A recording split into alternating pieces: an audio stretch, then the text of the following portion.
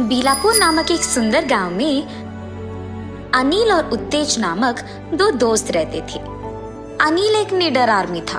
वो जल्दबाजी में फैसले ले लेता था और उत्तेज बहुत बुद्धिमान था। वो स्थितियों के प्रकार बदलता था। वो दोनों गांव से शहर जाकर वहां एक ही जगह नौकरी करते हुए अपने माँ बाप को पैसे भिजाते हुए बहुत खुश रहते थे। ठीक उसी समय कोरोना वायरस नामक एक भयानक व्याधि शुरू हुआ था। वो एक व्यक्ति से दूसरे व्यक्ति को तेजी से फैल रहा था। अगर किसी को कोरोना वायरस आया तो उन्हें तेज खांसी, बुखार और सांस फूलना होता था। और सरकार ने ये भी प्रकट किया था कि अगर ये वायरस बूढ़े लोगों को आया तो उनके मर जाने की संभावना ज्यादा होगा। सरकार ये भी घोषित करती है कि कोरोना वायरस से बचने के लिए हर एक आदमी को मास्क पहनना होगा और हाथों को सैनिटाइज करना होगा और एक दूसरे से करीबन 3 फीट की दूरी रखना ही होगा। और ये भी कि ज्यादा भीड़ जगहों से दूर रहे और घर पर रहना ही सुरक्षित रहना है। और इतना ही नहीं, सरकार ये भी प्रकट करती है कि रेलगाड़ी और विमान के सेवाएं तुरंत बंद हो जाएगी ताकि विदेश से कोई यहाँ नहीं आ सके और यहाँ से कोई विदेश न जा पाए। और कल से सभी को घर पे ही रहने की आदेश देती है।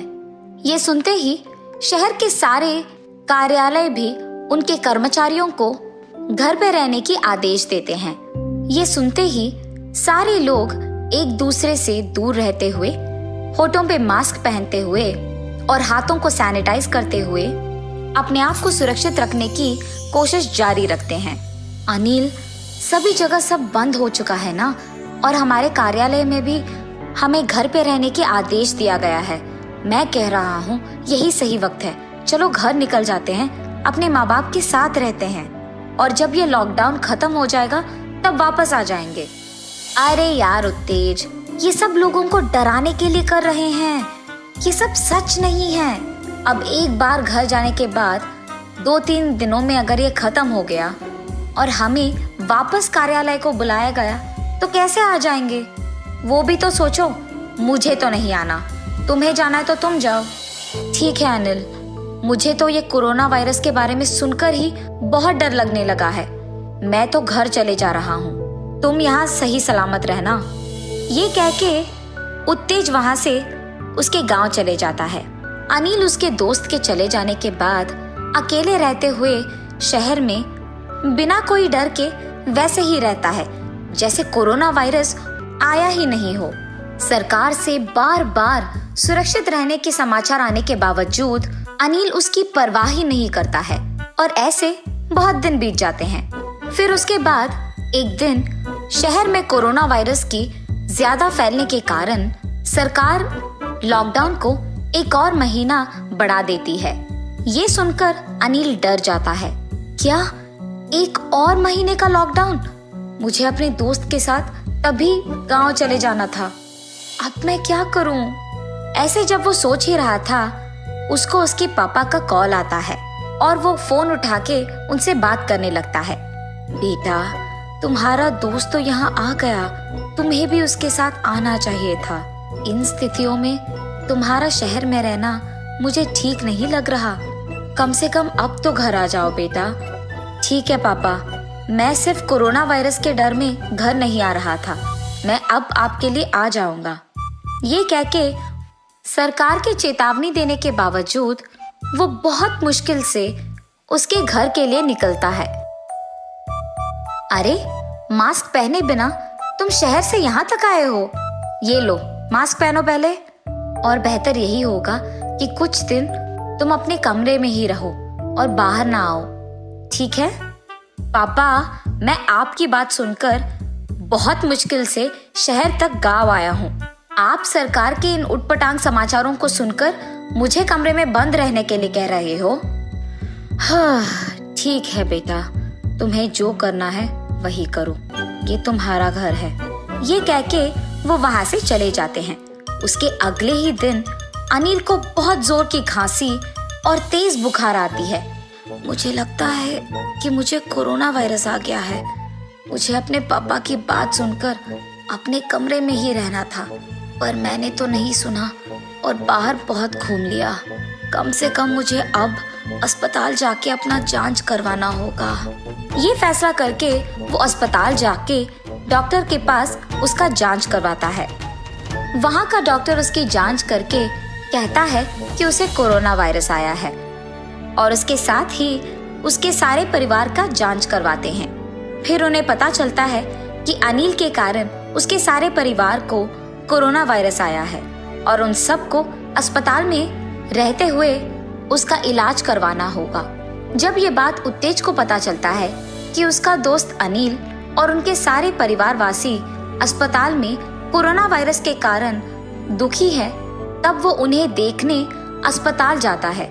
मास्क पहनकर उनसे 3 गज दूरी पे उनसे बात करके वहां से चले जाता है। कुछ दिन बाद अनिल और उसके परिवार वासियों को कोरोना वायरस कम होने के कारण वो उनके घर वापस लौट आते हैं।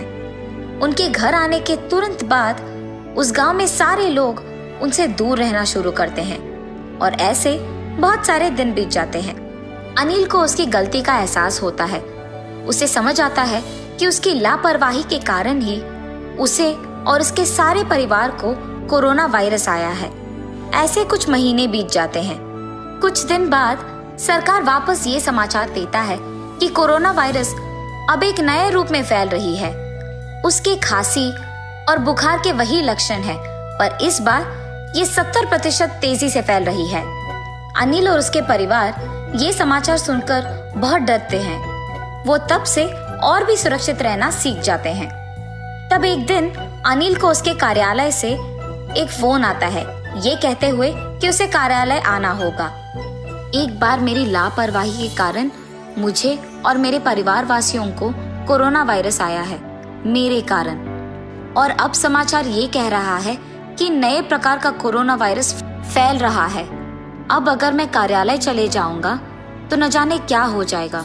मुझे यही सुरक्षित रहना होगा। अनिल इस सोच में पड़ जाता है। इतने में उसे ऐसे देख उसके माता पिता उसके पास जाते हैं। क्या हुआ बेटा, किसके बारे में ऐसे सोच रहे हो? इतने में उत्तेज उसके दोस्त अनिल को देखने उसके घर जाता है। अनिल और उसके माँ बाप को बात करते हुए देख वो वहीं दरवाजे के पास खड़े होके उनकी बातें सुनने लगता है। पापा, मुझे कार्यालय से कॉल आया है कि मुझे वहां तुरंत जाना होगा, पर जाने के लिए मुझे बहुत डर लग रहा है। मुझे समझ में नहीं आ रहा कि अब मैं जाऊं कि नहीं। बेटा, जब तक कोरोना वायरस चला ना जाए तुम्हारा कहीं भी जाना सुरक्षित नहीं हो सकता है। और तुम शहर जाओगे तो हम यहाँ तुम्हारे बारे में सोचते हुए बहुत तकलीफ लेंगे। अगर तुम यही हमारे सामने हो तो हम संभल जाएंगे। हाँ बेटा, माँ ठीक ही तो कह रही है। एक बार पहले हमें आ चुका है कोरोना वायरस, अब एक और बार आ गया तो हमें सुरक्षित रहना होगा। ये सब सुनते हुए उत्तेज उनके पास जाता है। अनिल, मैं यहाँ ये पूछने आया था कि तुम मेरे साथ शहर आओगे कि नहीं, क्योंकि मुझे भी कार्यालय से फोन आया है। लेकिन तुम यहाँ बहुत डर रहे हो। पहले तो तुम लापरवाही से अपने को और अपने परिवार को कोरोना वायरस लेके आए हो और अब कुछ ज्यादा ही सोच रहे हो। मैं ये नहीं कह रहा हूँ कि कोरोना वायरस अब चला गया है। मैं बस ये कह रहा हूँ कि अगर हम मास्क पहनकर हाथों को धोते हुए उन्हें सैनिटाइज करते हुए लोगों से दूर रहेंगे तो हमें कुछ नहीं होगा। हमें बस अपने आप को सुरक्षित रखना सीखना होगा। हमें बस हर हाल में स्थितियों के प्रकार बर्ताव अपना बदलना होगा। लेकिन बेटा, जानते हुए मुश्किल घर क्यों लाना? माँ, आप लोग मेरे बारे में सोचते हुए डरो मत। मुझे कुछ नहीं होगा। मैं अपने आप को बहुत सुरक्षित रखूंगा और आप लोग अपना ख्याल रख लेना। मुझे कार्यालय के लिए जाना ही होगा, वरना हमारी नौकरी चले जाएगी माँ। ये कह के अनिल मास्क पहनकर हाथों को सैनिटाइज करके उसके दोस्त उत्तेज के साथ शहर की ओर बढ़ता है। अनिल के शहर जाने के बाद उसके माँ बाप मास्क पहनते हुए और सैनिटाइज करते हुए सिर्फ जरूरी चीजों के लिए बाहर जाते हुए घर पे रहते हैं और खुश रहते हैं। उत्तेज और अनिल दोनों शहर चले जाते हैं। वो कार्यालय जाते हुए भी अपने आप को सुरक्षित रखना सीख जाते हैं और ऐसे वो खुश रहते हैं।